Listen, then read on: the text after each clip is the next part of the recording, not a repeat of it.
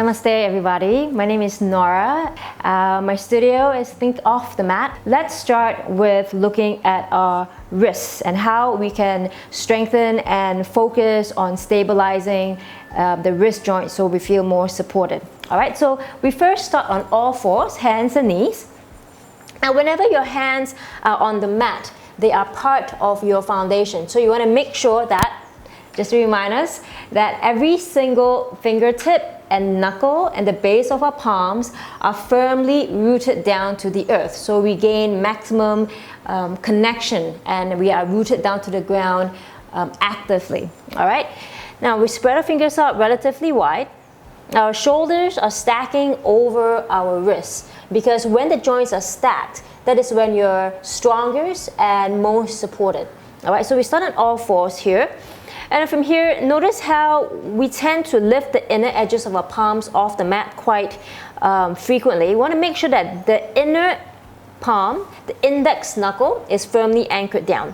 All right? And then from here, without lifting the index knuckle up, which is this knuckle, you want to lift the thumbs off the mat, just both thumbs up. But make sure the index knuckle is anchored down. And at the same time, we want to lift both wrists off the mat just like that. Okay, now notice how if you're again spilling the weight to the outer edges of your hands, make sure that the inner edges is anchored down, especially to the index knuckle actively. And from here, you want to control the descent back down by slowly lowering the wrist back down simultaneously at the same time. So you want to avoid this, not one up and the other one up. So we do this about 10 times. All right. Now, if you find it's a little bit too tricky for you, you can cheat a little bit by walking the knees further forward. All right. So you gain a little bit less stress on the wrist joint itself.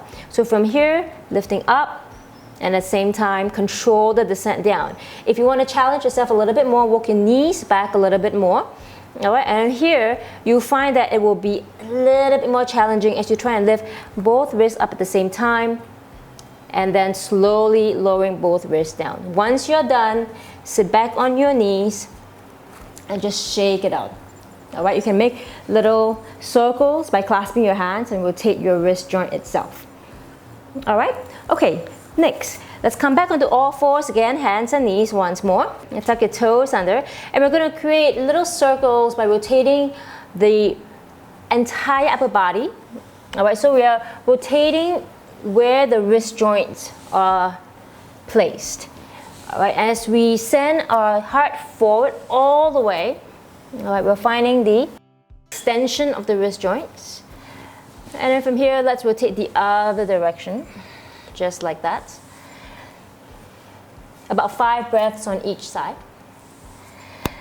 Come back towards a neutral tabletop position. And now you're going to turn your palms facing outwards now. So your fingers are pointing towards the outer edges of the mat, just like that. Make sure we don't lift the index knuckle up, anchor it down. Same thing here, rotate, right, with the point of the wrist joint, just like that.